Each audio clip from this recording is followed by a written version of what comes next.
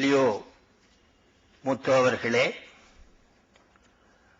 கவிஞர் ஞானசெல்வன் அவர்களே, வீரமணி அவர்களே மற்றும் இந்த விழாவிற்கு வந்திருக்கின்ற பெருமக்களே, இந்த வணக்கம் சொல்லுவது எனக்கு உடன்பாடு இல்லை. ஆனால் சொல்லாவிட்டால் ரொம்ப திமிர் பிடித்தவன் என்று யாராவது நினைத்துக் கொள்வார்களே என்பதற்காக சொல்லுகிறேன். வணக்கம் சொல்லுவது தமிழ் மரபும் அல்ல. வணக்கம் சொல்லுவது தமிழ் மரபு இல்லை. பின்ன என்ன வாழ்த்து தான் சொல்லுவாங்க. நீங்க பழைய இலக்கியங்கள் எல்லாம் பார்த்தால் புலவர்களையோ அரசையோ அரசனையோ வாழ்த்துவார். ஏன்?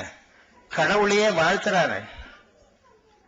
நமச்சிவாய வாழ்க, நாதென்றாள் வாழ்க, இமைப்பொழுதும் என் நெஞ்சில் நீங்காதான்றாள் வாழ்க சொல்றான். ஒரு மனிதனை இன்னொரு மனிதனை ஏன் வணங்கணும்?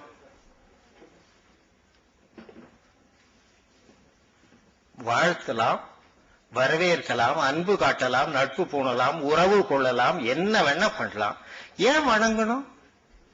இப்ப நான் என் மகனை வணங்குறது, அவன் என்ன வணங்குறது, அது வேற எங்கிருந்தோ வந்திருக்கிற, வேற யாருக்கிட்டையும் அந்த பழக்கம் கிடையாது. கிறிஸ்தவன் என்ன சொல்றான்? அதை விட ஆங்கிலேயர்கள் என்ன சொல்லுகிறார்கள்? Good morning. அதுக்கு பொருள் இருக்கு, பொருத்தம் இருக்கு. நல்லபடியாக ஆகட்டும், இந்த காலை பொழுது தொடங்கி இருக்கிறது. முஸ்லீம் என்ன சொல்றான்? சலாம் அலைக்கும்ங்கிறான். கடவுள் உன்னை காப்பாராகிறான். அதுக்கு கூட கடவுள் நம்பிக்கை உள்ள அந்த அடிப்படையில் பார்த்தால் அதுக்கு பொருத்தம் இருக்கிறது. ஒருத்தரை வணங்குவதில் என்ன இருக்கு? ஏன் வணங்கணும்? அன்பு காட்டலாம், உறவு கொள்ளலாம், நான் முன்பு சொன்ன எல்லாம் பண்ணலாம். ஏன் வணங்கணும்? திருவிக்கா சொல்றார், கடவுளை தவிர மனிதன் வேற யாரையும் வணங்கக்கூடாது அப்படிங்கிறார். என்ன போல இருக்கிற ஆட்கள் அதுதான் என்னத்துக்குன்னு சொல்றோம். அவ்வளவுதான் வித்தியாசம்.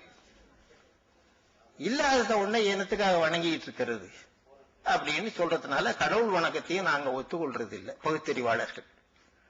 அதை விடுங்கள். ஆகையினால நான் சொல்றது இல்லை. ஆனாலும் இதை விட நீங்க சொல்லாதே இருக்கலாம்னு கூட சில பேர் நினைப்பீங்க. ஏன் சொல்றது இல்லைன்னு சொல்ற விளக்குனீங்களே. இதை சொல்லாத, நீங்க வணக்கத்தையும் சொல்லாத இருந்திருந்தீங்கன்னா கூட திருப்தியா இருக்கும்னு கூட நீங்க நினைக்கலாம். ஆனாலும் சொல்ல வேண்டியத எதுக்கு மறைப்பானே? நான் சொல்றேன். நீங்க உங்க அறிவு இருக்கு, எல்லாம் இருக்கு, நீங்க எண்ணி பாருங்க. அவன் என்ன பைத்தியக்காரன் சொன்னான்னு சொல்லிட்டு போங்க. அதுல ஏதாவது அர்த்தம் இருக்கு. ஜாதகப்படி பார்த்தா 2 பேருக்கும் ஒரே ஜாதகம் தான். ஆனா அவன் 36 வயசுல போயிட்டான். நான் 90வது வயசுல இன்னும் ஒரு 10-15 ஆண்டுக்கு திட்டம் போட்டு வேலை செய்து கொண்டு இருக்கிறேன். சாவறதா இல்லை. இப்போ அவ்வளவு வேலை இருக்கு. வேலை இருந்தா எப்படி சாவும்? வேலை இல்லாதவங்க தான் சாவாங்க.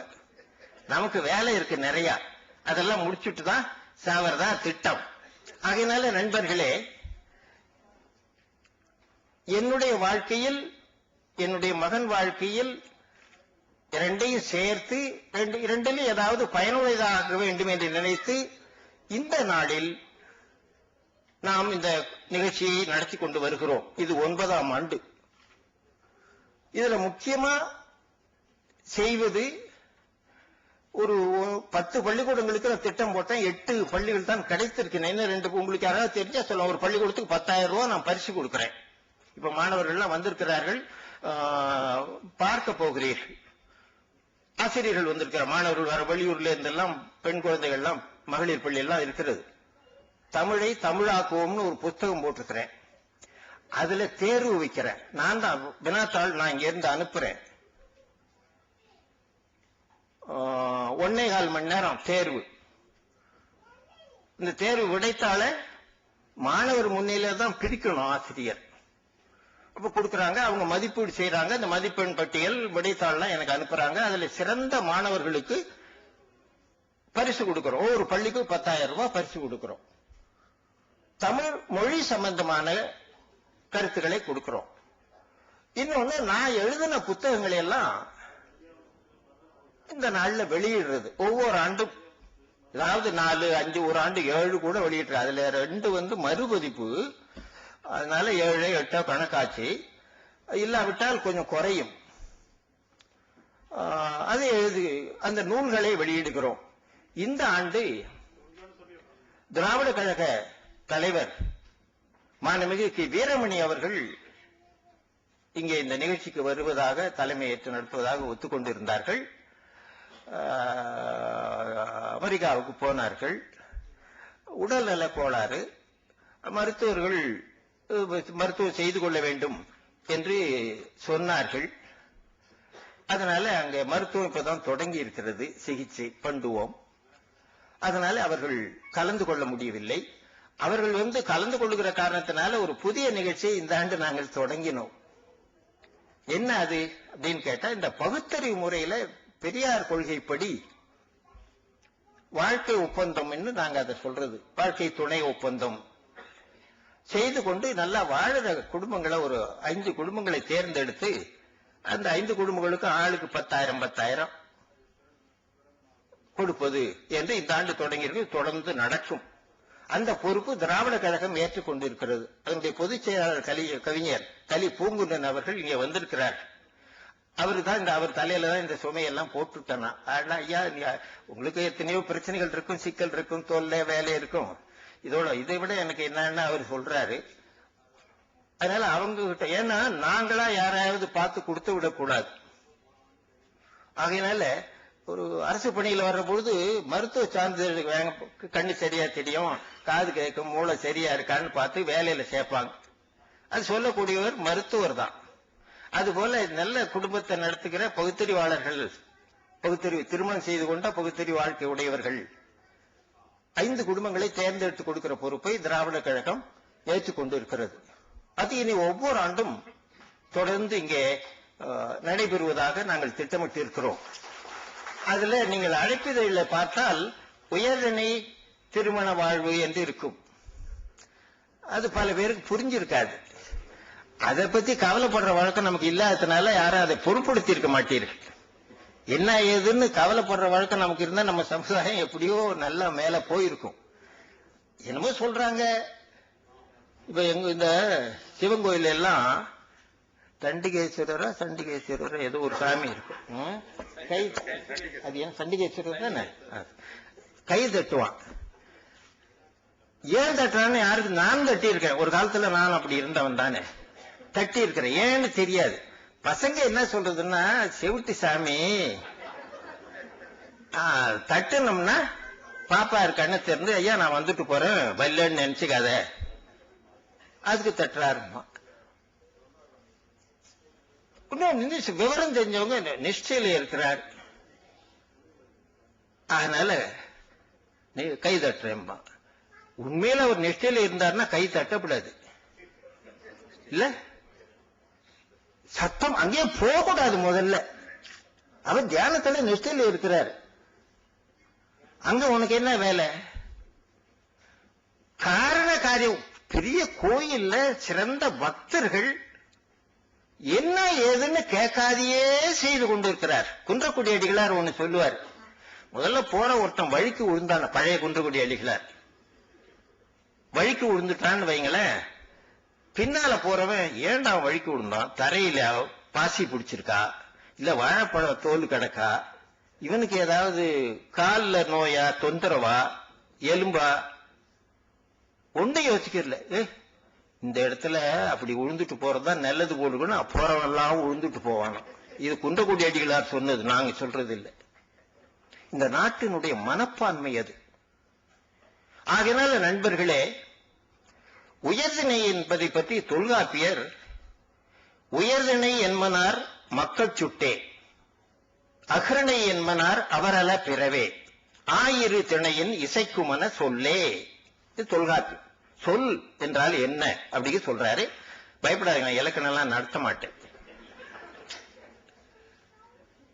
உயர்திணைன்னா என்னன்னு அதுல சொல்றார். உயர்திணை என்பது மக்கள் சுட்டு, மக்கள் தன்மை உடையவர்களைத்தான் உயர்திணைன்னு தொல்காப்பியர் சொல்றார். முன்னங்கால தூக்கி பக்கத்துல கைகள்னு தொங்க விட்டு நடக்கிற மிருகங்களை எல்லாம் உயர்திணை என்று அவர் சொல்றது இல்லை. 4 காலால் நடக்கிறதா மிருகம், 2 காலால் நடக்கிறதெல்லாம் உயர்திணை கிடையாது. மனித தன்மை, மக்கள் சுட்டு யாரிடத்துல மனித தன்மை இருக்கிறதோ அவர்கள்தான் உயர்திணை. என்று தொல்காப்பியர் வரையறுத்து தெளிவா சொல்லி இருக்கிறார். இந்த பாகுபாடு வேற எங்கேயும் இல்லை. அது நம்ம தலைவர் தான் சொல்லணும் எங்க, ஏன்னா அவரை எல்லாம் அறிந்தவர். மருதநாயகம் அவர்கள் நிறைய படித்தவர். ஆகையினால இதை திருத்த வேண்டும். அவர்கள் தலைமை உரையிலேயோ அவர் கருத்துரை நூலை பத்தி ஆராய்ச்சி சொல்றாரு, அதுலயோ அதை அவர் திருத்துவார். நான் சொல்ற கருத்து எல்லாமே அப்படி என் புத்தியில பட்டது. நான் பெரியாரை பின்பற்றுறவன், எதை பத்தியும் கவலைப்படுறது இல்லை. எனக்கு என்ன தோணுதோ சொல்லிட்டு வரேன். அதுல தப்பு இருக்கலாம், இருந்தா விட்டுடலாம். இவ்வளவு சொல்றேன், வயசாச்சு 90 வயசாச்சு அப்படின்னு சொல்லி விட்டுருங்க. சொல்றதுல ஏதாவது சரியா இருக்கான்னா அதை பயன்படுத்திக்கங்க. அதே போல உயர்திணை என்பதை இந்த திணை பாகுபாடே தமிழர்களுக்கு உள்ள சிறப்பு. உலக உயிர்களெல்லாம் உயர்திணை என்றும் அதுல பாத்தீங்களா, இன்னொன்னு இழிதிணைன்னு சொல்லல. இப்ப நம்ம எல்லாம் ரெண்டு கல்ல, இவன் நண்பன்னா மற்றவன்லாம் எதிரியா கிடையாது. பின்ன என்ன, நண்பன் இல்ல, இவர் எனக்கு நண்பர், அவர் நண்பர் இல்லை. அவர் பகைவராக இருக்க வேண்டிய அவசியம் இல்லை. இது நல்லது, அது நல்லது இல்லை. கெட்டதுன்னு எப்படி நீ சொல்ற? புரியுதா? இது நல்லதுன்னா அது கெட்டதாக இருந்து தீரணும்னு யார் சொன்னா? அது நல்லது இல்லைன்னு சொல்றதுதான் உண்மை. அதைத்தான் தொல்காப்பியர் சொல்றார். அகரணை அல்லாததுன்னு அர்த்தம், உயர்திணை அல்லாததுன்னு தான் சொல்லி இருக்கிறார். அப்போ உயர்திணை என்பது மனித தன்மை வாய்க்க பெற்றது. மனித தன்மை என்ன, மக்கள் சுற்றும்னா என்ன? பெரியார் தான் அதுக்கு உரை எழுதியிருக்கிறார் தொல்காப்பியத்துக்கு. அந்த பகுதிக்கு என்னையா குண்டு விடுறியான்னு நீங்க கேட்பீங்க, வெடிகுண்டான்னு. அவர் சரியா சொல்லி இருக்கிறார். மானமும் அறிவும் மனிதனுக்கு இலக்கணம் பெரியார் சொல்லியிருக்கிறார். உயர்திணைன்னு அவர் ஒண்ணும் சொல்லல, மனிதன் சொல்லியிருக்கிறார், அவ்வளவுதான். நான் அதை உயர்திணைன்னு, மனிதன் உயர்திணை தானே, அதை நான் அப்படி எடுத்துக்கொண்டேன். இப்போ மானம் அறிவு இல்லாதவர்களை கொஞ்சம் யோசிக்க வேண்டியதுதான். இது தொல்காப்பியம். நம்முடைய வாழ்க்கையினுடைய எல்லாவற்றிலும் அந்த உயர்திணை கோட்பாடு இருக்க வேண்டும். அந்த முறையில நடக்கிற திருமணம் தான் சுயமரியாதை திருமணம். நான் அப்படித்தான் திருமணம் செய்தேன். என் பிள்ளைகளுக்கெல்லாம் பேரனு கூட அப்படித்தான் திருமணம் நடத்தினேன். நம்ம கொள்ளு பேர பசங்க 2 பேர் இருக்கிறான், அவனுக்கு அந்த மாதிரி நடத்தணும். நல்லதான் இருக்கிறோம், பாக்குறீங்க இல்லையா? ஒன்னும் கெட்டு போயிடல. மனைவி இருக்காங்க, நல்லா இருக்காங்க, சமையல் பண்ணி தோசை எல்லாம் சுட்டு போடுறாங்க. முறுக்கு புளி இதுல கை முறுக்கு போடுறதுல அவங்களுக்கு ஆள் கிடையாது. அப்படி அந்த உயர்திணை தன்மை வாங்க. உயர்திணை தன்மை என்பதை பெரியார் விளக்கி இருக்கிறார். அப்படி திருமணம் செய்து கொள்ளுகிறவர்களை, அதான் பெரியாருடைய திருமணம், வாழ்க்கை ஒப்பந்தம், வாழ்க்கை துணை ஒப்பந்தம் என்றெல்லாம் சொல்லப்படுகிற இந்த கோட்பாடு. அந்த முறையில திருமணம் செய்து கொண்ட 5 குடும்பங்களுக்கு நிறைய பேர் இருக்கிறார்கள். நானே ஒரு 1000 திருமணங்களுக்கு மேல செய்து வைத்திருப்பேன். நான் திருமணம் பண்ணிக்கொள்றதுக்கு முன்னாடியே நான் திருமணம் மற்றவர்களுக்கெல்லாம் செய்து வைத்திருக்கிறேன். மாணவனாக இருந்த பொழுதே நடத்தியிருக்கிறேன். ஆனாலும் நமக்கு பணம் வேணும் இல்லையா? திராவிட கழகத்தை கேட்டா கொடுப்பாங்க. வருஷத்துக்கு 500 பேர் கொடுனா ரெடியா கொடுத்துருவாங்க. பணம் இல்ல. அதனால 5 குடும்பங்கள் என்று வரையறுத்து வைத்திருக்கிறோம்.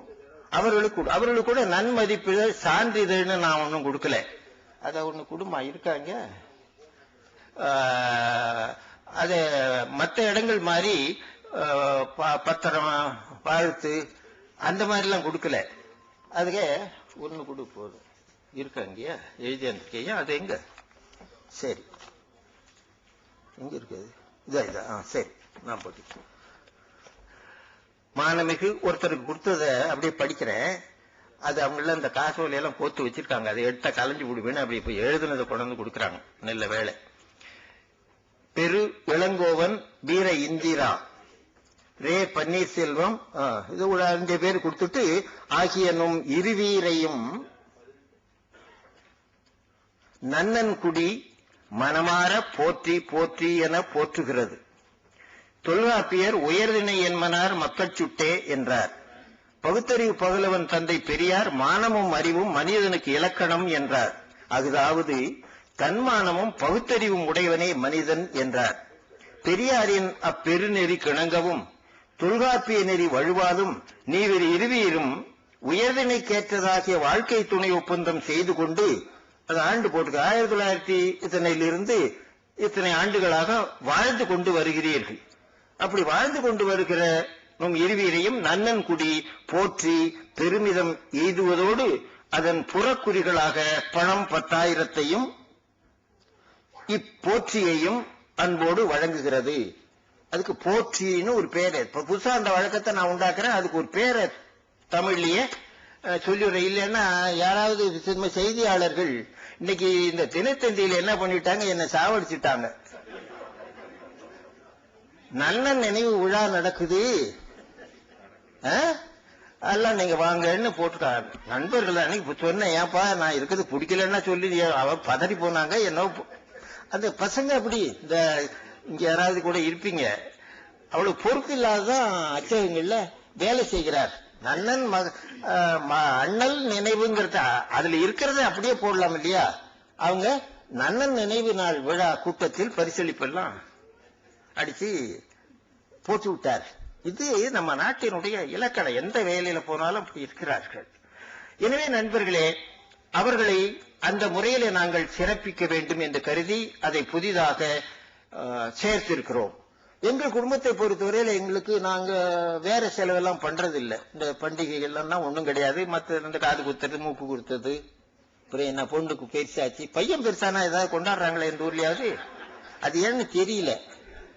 பொண்ணு பெருசாச்சுன்னா மஞ்சள் நீராட்டு விழாவா, பூப்பின பையன் வயசு வந்துட்டேன்னா அவனுக்கு ஒரு கருப்பு நீராட்டு விழா ஏதாவது ஒண்ணு பண்ணலாம் இல்லையா? இந்த மாதிரி எல்லாம் நாங்க ஒண்ணும் பண்றது இல்லை. அப்ப பணம் மிச்சமாகுது. யாத்திரை, கோயில்ல, குளம் ஒண்ணும் கிடையாது. அப்ப என்ன பண்ணலாம்? இப்படி ஏதாவது உருப்படியா ஒரு காரியம் செய்யலாமே என்று நினைத்துதான் நாங்கள் ஒன்றும் பெரிய ஆட்களிலே எல்லாம் சாதாரணமான வாழ்க்கை உடையவர்கள். அந்த பசங்க இப்ப இருக்கிற பேரம் பேச்செல்லாம் கொஞ்சம் நிறைய சம்பாதிக்கிறாங்க. மற்றபடி நாங்க எளிய குடும்பம் தான். அதை செய்யலாம் என்று திட்டமிட்டு இதை செய்து கொண்டு வருகிறோம் 9 ஆண்டுகளாக. இந்த நிகழ்ச்சிக்கு உங்களை எல்லாம் நாங்கள் அழைத்தோம், அன்போடு அழைத்தோம். எனக்கு என்ன இருக்கு, இவ்வளவு பேர் வந்திருக்கிறீர்கள். எந்த வகையிலும் எங்களிடத்திலிருந்து நீங்கள் எதையும் வேறு எதையும் எதிர்பார்க்க முடியாது. எங்க உறவினர்கள் எல்லாம் கூட வந்திருக்கிறார்கள், நண்பர்கள் வந்திருக்கிறார்கள், பகுத்தறிவு கொள்கை உடையவர்கள் வந்திருக்கிறார்கள், ஆசிரியர்கள் வந்திருக்கிறார்கள், கல்வித்துறையிலே உள்ளவர்கள் வந்திருக்கிறார்கள், அரசு அலுவலர்களில் உள்ளவர் பல பேர், எனக்கு தெரிந்த வரையில சொல்லுகிறேன், மருத்துவர்கள் வந்திருக்கிறார், காவல்துறையில கூட ஒருத்தர் வர்றதாச்சுன்னா அவங்களுக்கு திடீர்னு அங்க ஒரு கொலைன்னா ஓடி போகணும். அந்த மாதிரி போயிருப்பார். எனக்கு இல்லாட்டா ஒருத்தரை 2 பேரை அழைத்திருந்தேன். அவர் வருவதாக சொல்லி இருந்தார். பல்வேறு வகையில பணியிலிருந்து ஓய்வு பெற்ற ஆசிரியர்கள் எல்லாம் வந்திருக்கிறார்கள். திராவிட முன்னேற்ற கழகத்தை சேர்ந்தவர்கள் எல்லாம் வந்திருக்கிறார்கள். திராவிட கழகத்துக்காரர்கள் நான் சொல்ல வேண்டியதில்லை, நீங்க பார்த்தே தெரிஞ்சுக்கலாம். அது ஒன்றும் வேற ஒருத்தர் அவங்களுக்கு எல்லாம் விளக்க வேண்டியதில்லை. கருப்பு சட்டை போட்டு வந்து உட்கார்ந்துருக்கிறாங்க. எனக்கு இப்ப உண்மையிலேயே ஒரு பூரிப்பாக இருக்கிறது. சாதாரண ஆளு, நம்ம கூட்டம் கூட்டம் எங்க அழைப்பு அனுப்பணும், தபால் இல்ல. அது நம்ம தபால் துறை இருக்க 1000 அனுப்பணும்னா 200 போய் சேர்றதே ரொம்ப கஷ்டம். வாங்க ஐயா, வாங்க, வணக்கம். போறது இல்ல. இப்ப இவருக்கு சிவாவுக்கு வரலன்ட்டாரு, வரல. அப்புறம் ஒண்ணு போட்டோம். பல பேர் சொல்லுகிறார் அழைப்பு கிடைக்கவில்லை. அது என்ன சொல்றாங்க, அஞ்சல் துறையில் இருக்கிற ஊழியர்கள், அதாவது பணியை எளிமையாக்குவதை, கஷ்டப்பட்டு வேலை செய்யக்கூடாது. அதனால என்ன பண்றது, பாதி தபாலை எடுத்து குப்பையில போட்டுரும். அஞ்சல் துறை எப்படி உருப்படும்? பல பேர் அப்படித்தான் செய்கிறார்கள் என்று சொல்லுகிறார் வல்லுநர்கள், அறிந்தவர்கள் சொல்லுகிறார். ஆனாலும் இவ்வளவு குறைபாடுகளுக்கு இடையிலே நீங்கள் இவ்வளவு பேர் இங்கே வந்து கூடியிருக்கிறீர்கள். ஆகவே ஓரளவு கூட்டம் வர்ற வரையில பேசுறத அவங்க கிட்ட சொல்லிட்டு நான் ஆரம்பிச்சேன். அவை நிறைந்து விட்டது. ஆகையினால இனி பொறுப்பை தலைவரிடத்தில் ஒப்படைக்கலாம். தலைவர் அவர்கள் அவரை பற்றி எல்லாம் பின்னர் சொல்லுவார்கள். ஒரு பெரிய கல்வி கடல், நிறைய படிச்சிருக்கிறார். சில பேர் நிறைய படிச்சிருப்பாங்க, ஒண்ணும் தெரியாது. அதுதான் புக் ஓம்னு சொல்லுவாங்க, புஸ்தக புழு. அது என்ன தெரியும்? புஸ்தகத்தை ஓட்ட போட்டுக்குமே தவிர அதுல இருக்கிற விஷயம் அதுக்கு ஏதாவது தெரியுமா? அந்த மாதிரி இந்த ஆளு தினம் பொழுது முடிஞ்சா 4 புத்தகத்தை படிச்சுக்கிட்டு இருப்பாரு, ஒன்னும் விளங்காது. அப்படிப்பட்ட ஆட்கள் உண்டு. படிக்கிறது படிப்புக்காகவே, இந்த கலைக்காகவேங்கிறான் பாருங்க. அந்த மாதிரி படிப்புக்காகவே, அறிவு பெறுவதற்கெல்லாம் இல்லை, படிக்கிறதுக்காகவே என்று சில பேர் இருக்கிறார். அப்படியெல்லாம் இல்லாமல் தெளிந்த அறிவுடையவர். அங்கே உலக தமிழ் ஆய்வு மத்திய நிறுவனத்திலே நல்ல பொறுப்பிலே இருக்கிறார்கள். அவர்களை நான் அழைத்திருந்தேன். ஆசிரியர் அவர்கள் வர முடியாத போய்விட்ட காரணத்தினாலே யாரையாவது தலைவராக போட வேண்டும் என்று நினைத்து நாங்கள் அவர்களிடத்தில் அந்த பணியை ஒப்படைத்தோம். அந்த நூல் வெளியிட்ட அவருக்குரிய ஒரு நூல், அதை பற்றியும் தலைமை உரையையும் அவர் சேர்த்து இறுதியிலே செய்வார்கள். ஐயா, உங்களை நான் அன்போடு மகிழ்ச்சியோடும் வரவேற்கிறேன். அவர்கள் வெளியிடுகிற நூல்களை பெற்றுக்கொள்வது என்ற முறையிலே லியோ முத்து அவர்கள் வீற்றிருக்கிறார்கள். அவருடைய வரலாறு ஒரு காப்பியமா எழுதணும். எவனாவது எழுதுவான். ஒரு அதிசயமான மனிதர்.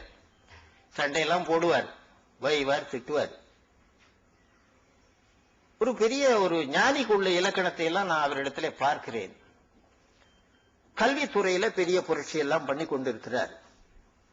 மருத்துவக் கல்லூரி உட்பட 22 நிறுவனங்களை 24 நிறுவனங்களை நடத்தி கொண்டிருக்கிறார். இப்ப தொலைக்காட்சி தொடங்குறார், ஒரு தனி தொலைக்காட்சி தொடங்குறார். நம்ம ஞானசுந்தரம் இருந்தார்ல, அவருடைய மைத்துனர், அவர்களை நூல்களை பெற்றுக்கொள்ள வேண்டும் என்று கேட்டேன். அவரோட பேசுறதே ரொம்ப கஷ்டம். இப்ப இந்த அட்மிஷன் சீசன் இல்லையா, எல்லாம் தொலைபேசி வர்றதெல்லாம் எனக்கு ஒரு இடம் கொடு, அதை கொடு, இது கூட தான் கேட்பாங்க. அதனால அவரோட தொடர்பு கொள்ள முடியாது. ஆனாலும் நான் தொடர்பு கொண்டு கேட்டேன். அன்போடு ஒத்துக்கொண்டு இருக்கிறார்கள். அவர்களையும் நான் அன்போடு வரவேற்கிறேன். கவிக்கோ, ஞானச்செல்வன், எங்களோடு நாங்க 2 பேரும் மக்கள் தொலைக்காட்சியில நிகழ்ச்சிகளை நடத்துகின்ற தமிழ் பேசி தங்க காசுல நீங்க பார்த்திருக்கலாம். அவரை இந்த மூலையில கீழே உட்கார வச்சிருப்பாங்க. அவர் உட்கார்ந்துட்டு ஒருத்தர் நடத்துவார். அதுல இருக்கிற ஓட்டை எங்க இருக்கு, எது சரியா தப்பான்னு சொல்லுவார். ரொம்ப அருமையான ஒரு விளக்கத்தை கொடுப்பார். ஒரு வார்த்தை 2 வார்த்தை பேசுவார். இங்க நிறைய பேசுவார்னு நினைக்கிறேன். இங்க ஒரு வார்த்தை 2 வார்த்தையில முடிச்சுட்டாதீங்க. பழக்கம். ஓய்வு பெற்ற தமிழ் ஆசிரியர். அவர்களையும் நான் தொலைபேசி, எல்லாருமே யாரையுமே நேரில் போய் கூப்பிடல, தொலைபேசியில தான் அழைத்தேன். அவர்களும் வந்திருக்கிறார்கள். உங்களை ஐயா அன்போடு வரவேற்கிறேன். அம்மா ஆண்டாள் பிரியதர்ஷினி, அவங்க தொலைக்காட்சியில் இங்க பொதிகை தொலைக்காட்சி எனக்கு பிறந்தகம். அது ஆரம்பிச்ச காலத்திலிருந்து தொடர்பு. இப்போ இன்னைக்குதான் அந்த ஒரு அதிகாரம் முடியுது. அடுத்த அதிகாரத்தை 1ஆம் தேதி என்ன பதிவு பண்றேன். தொடர்ந்து இந்த எத்தனை ஆண்டாச்சு, 60-70 ஆண்டு இருக்கும். 60-70 ஆண்டுகளாக அந்த மக்கள் பொதிகை தொலைக்காட்சியில நான் நிகழ்ச்சிகளை நடத்தி கொண்டு வருகிறேன். அந்த பொதிகையில பணம் சம்பாதித்ததுல என் பாதி கூட வேற யாரும் இருக்க முடியாது. கொஞ்சம் தான் கொடுக்குறாங்க. ஆனாலும் அது தொகையில கணக்கு போட்டா நான் சம்பாதிச்சிருக்கிற அளவுல அதுல பாதி கூட யாரும் சம்பாதிச்சிருக்க முடியாது. அவ்வளவு சம்பாதிச்சிருக்கிறேன். இங்க எல்லாரையும் தெரியும். எத்தனையோ இயக்குனர் வந்து போனார்கள். இப்போ இந்த அம்மா அங்க இருந்தார்கள். இப்போ கோவை இயக்குனராக, பொதிகையினுடைய கோவை பிரிவினுடைய இயக்குனராக அவர்கள் சென்று, இப்ப நான் நினைவூட்டுக்காக சொன்னேன், இப்ப என் நிகழ்ச்சி ஒண்ணு நடக்குது பாருங்க அப்படின்னு விட்டாங்க. ஏன்னா அதிகமா நான் அவரோட பேசுவேன். அதனால பேச்சு தவிர்க்கிறதுக்கு என்ன பண்ண, எப்ப இப்போ நேர்ந்துகிட்டு இருக்குன்னாங்க. சரியாம்மா அப்படின்னு வச்சுட்டு அங்க பார்த்தேன் ஒரு பேட்டி. அது என்ன முதல்ல இருந்து நான் பார்க்கல. காது கொஞ்சம் இப்ப எனக்கு குறைஞ்சு போச்சு. காது கருவி ஒண்ணு வாங்கின 50,000 ரூபாய் கொடுத்து, அது போட்டுக்கிட்டாலும் ஒண்ணுதான், போடாம இருந்தாலும் ஒரே மாதிரி தான் இருக்குது. அவர்கிட்டே கொடுத்து பாதி விலை கொடு எடுத்துக்கிறப்பா, 25,000 20,000 கொடு போதும்னு சொல்லி கொடுத்தேன். நான் அதில் சரி பண்ணி கொடுக்குறேன்னு வாங்கியிருக்கிறாரு. அதனால அவங்க சொன்னதை என்னால கேட்க முடியல, அங்க நடக்கிறதையும் பார்க்க முடியல. நான் அதுல கண்டுபிடிச்சது என்னன்னா, இயல்பா இருக்குமா. பேட்டின்னா அது ஏதோ குரங்க பிடிச்சிட்டு வந்து வித்த காட்டுற மாதிரி இருக்கக்கூடாது. அந்த தோப்பு, தென்னந்தோப்பு, அதுல நடந்துகிட்டு அந்த உட்கார்ற இடம் கூட நான் கவனிச்சேன். எந்தெந்த இடத்துல உட்கார்றது, அங்க என்ன இருக்கு அது இருக்கணும். அங்க போட்டு பெரிய இந்த மாதிரி ஒரு நாற்காலி, ஒரு சோபா செட்டை போட்டு உட்கார சொன்னா அது பொருத்தமா இருக்காது. தென்னந்தோப்புல எதுக்கு சோபா செட்டு போகும்? தப்பு அது. அதெல்லாம் ரொம்ப கவனமா செஞ்சிருக்கிறாங்க. அதனால அவர்கள் அந்த துறையில ரொம்ப வல்லுனர். அவர்களை அன்போடு நான் வரவேற்கிறேன். ஐயா, அவரை பற்றி விளம்பரம் வேண்டியதில்லை. திருச்சி சிங்கக்குட்டி, தமிழ் சிங்கம், இளஞ்சிங்கம். சும்மா கண்ணுல விரல விட்டு ஆற்றாரு. ஒரு பிரச்சனை எடுத்தா தெளிவா ஆராய்ந்து அக்கு வேற ஆணி வேறையா அலசி உறுதியா பேசுவார். இன்னைக்கு எதை பத்தி அவர் பேசுறதா இருந்தாலும் நீங்க கவனிக்கலாம். இந்த வழவழா கொழகொழாங்கிறதெல்லாம் விளக்கெண்ண விவகாரம் எல்லாம் கிடையாது. அவர் இடத்துல தெளிவா சொல்லுவார், சரியா இருக்கும். நிறைய படிக்கிறாரு, சிந்திக்கிறாரு, திட்டம் போடுறாரு, உழைக்கிறாரு. அதனாலதான் தாடி வச்சிருக்கிறாரு. அழகுக்கு இல்ல. பெரியார் எதுக்கு தாடி வச்சாரு? நேரம் மிச்சமாகட்டும்னு வச்சாரு. இது காலங்காத்தால ஏந்திரிச்சா இது ஒரு வேலையா? மனுஷன் எவ்வளவு செய்ய வேண்டியிருக்கு. காலையில இது ஒரு வேலையான்னு சொல்லி விட்டாரு. அது அப்படியே மலேசியாவுக்கு இங்க போன பொழுது விட்டாரு. திரும்பி வர்றபொழுது இவங்களுக்கு வரவேற்க போன தோழர்களுக்கு அடால் தெரியலன்னா ஐயாவா வேற யாரான்னு தெரியல. ஏன்னா போன பொழுது நல்லா மழை மழைன்னு இருந்தது. இப்போ சிங்க மாதிரி வர்றாரு. அதே காரணமா தான் இருக்கும்னு நினைக்கிறேன். அது வேற காரணம் ஏதாவது இருந்தாலும் இருக்கலாம், சொல்லக்கூடாத காரணமா இருந்தாலும் இருக்கலாம். எதை பத்தி எங்களுக்கு என்ன கவலை? நாங்க என்ன நினைக்கிறோமோ அதை சொல்லுவோம். நல்ல சிறந்த இளம் திராவிட தலைவர் நம்முடைய சமுதாயத்துக்கு வந்து முளைத்து வளர்ந்து கொண்டு வருகின்ற, செம்மைப்பட்டு வருகின்ற ஒரு நல்ல, அவர் இளைஞர்னு சொல்றதுன்னா அவருடைய செயல்பாட்டை வச்சு சொல்ற. வயசெல்லாம் இளைஞர் இல்லை, போருமான பக்குவம் உள்ள வயது தான். 50க்கு மேல இருக்குமா? 60 இருக்குமா? 50க்கு 60க்கு இடையில இருக்குன்னு தெரிஞ்சுக்கிட்டேன். அதனால நான் சொன்னது சரிதான். அவர்களை நான் அன்போடு மகிழ்ச்சியோடு வரவேற்கிறேன். இந்த கடைசியில இருக்கிறவர் என்னுடைய நண்பர் வீரமணின்னு பேரு. வீரமணின்னா வீரமணி தான். மீனவர் சமுதாயத்தில் தோன்ற ஒரு சிங்கம். நிறைய நூல்களை எழுதியிருக்கிறார். இன்னும் எழுதி கொண்டே இருக்க நல்ல சிந்தனையாளர், தெளிவா கருத்து சொல்லக்கூடிய அறிஞர். அவரை இங்கே சேர்க்க வேண்டும் என்று நான் விரும்பினேன், அழைக்க வேண்டும் என்று விரும்பினேன். அவர் எனக்கு பல ஆண்டு காலமாக பழக்கம். அதனால அழைக்க வேண்டும் என்று விரும்பினேன். அவர்களை அன்போடு, வீரமணி அவர்களே வருக வருக என்று அன்போடு வரவேற்கிறேன். மஞ்சை வசந்தன் வந்துருவார்னு நினைக்கிறேன். காலையிலேயே இங்க வந்துட்டார். அவரு மன்னார்குடின்னு ஒரு இல்ல சேத்தியாத்தோப்புன்னு ஒரு ஊர் இருக்கு. நீங்க இங்க இருந்து திருச்சி போற பொழுது அணைக்கரைக்கெல்லாம் போறதுக்கு முன்னாடி சேத்தியாத்தோப்பு தாண்டி தான், அணையை தாண்டி அந்த திருப்பனந்தாழ என்னமோ அப்படி போய் குழந்தை போய் தஞ்சாவூர் அப்படி போற வழி. அதுல சேத்தியாத்தோப்பு இந்த ஊரு. அங்க ஒரு தலைமை ஆசிரியராக இருந்து ஓய்வு பெற்றவர். நிறைய நூல்கள் எழுதி, சிறந்த பகுத்தறிவாளர், நாஸ்திகர், நல்ல சிந்தனையாளர். இப்பொழுது ஏதோ பண்ணி கொண்டிருக்கிறார். அவரை அழைத்திருக்கிறேன். அவர்கள் காலையில் அவங்க வீட்டுக்கு தொலைபேசியில் இன்னைக்கு நினைவூட்டுதான் போன போது, ஐயா புறட்டு வந்துட்டாங்க, அங்கதான் வேற ஒரு வேலையா வந்திருக்கிறாங்க, நிகழ்ச்சிக்கு வந்துருவாங்கன்னு சொன்னார். வந்துருவார். காலையில இங்க ஏதோ வேலையில் வந்திருப்பார், அலைந்து கொண்டிருப்பார். வந்து சேரத்துக்கு நேரம் ஆகலாம். அவர்கள் வந்து விடுவார்கள். அவர்களையும் நான் இப்பொழுதே, ஏன்னா அவர் வர்ற பொழுது நடுவில் வந்து வரவேற்புரை சொல்றது நல்லா இருக்காது. அதுக்காக இப்பொழுது அவர் இல்லாத பொழுதே அவர்களையும் வருக வருகை என்று நான் வரவேற்கிறேன். மற்றபடி விடுபட்டவர்கள் எல்லாரையும் நன்னன் குடி என்கின்ற எங்கள் குடும்பத்தின் சார்பாக, குடியின் சார்பாக மிக்க மகிழ்ச்சியோடும் பூரிப்போடும் பெருமிதத்தோடும் வருக வருகை என்று அவ்வளவு பேரையும் வருகிறேன். சிறப்பாக இந்த மாணவ குழந்தைகள்லாம் வந்திருக்கிறார்கள். முதல்ல அவர்களுக்கு பரிசு கொடுத்து அனுப்பு. ஏன்னா வெளியூர்ல இருந்தெல்லாம் அதில் பெண் குழந்தைகள் எல்லாம் வந்திருக்கிறார்கள். அந்த ஆசிரியர்கள் வயிற்றிலே நெருப்பை கட்டி கொண்டு இருப்பது போல இருக்கிறார்கள். அவர்களை கொண்டு போய் சேர்க்க வேண்டிய பொறுப்பு இருக்கிறது. வர முடியாதவர்கள் ஆசிரியர்கள் வந்திருப்பார்கள். அப்படி அவர்களும் வராவிட்டால் நாங்கள் இந்த வரை ஓலையை அஞ்சலிலே அவர்களுக்கு அனுப்பிவிட எல்லாம் போட்டாச்சு, போட்டு வைத்திருக்கிறோம். எனவே எனக்கு இப்பொழுது முழு நிறைவு, மண்டபமும் நிறைந்து விட்டது. ஆகையினாலே அன்பார்ந்த தலைவர் அவர்களே தலைமையேற்று நிகழ்ச்சியை நடத்த வாருங்கள் என்று கேட்டுக்கொள்கிறேன்.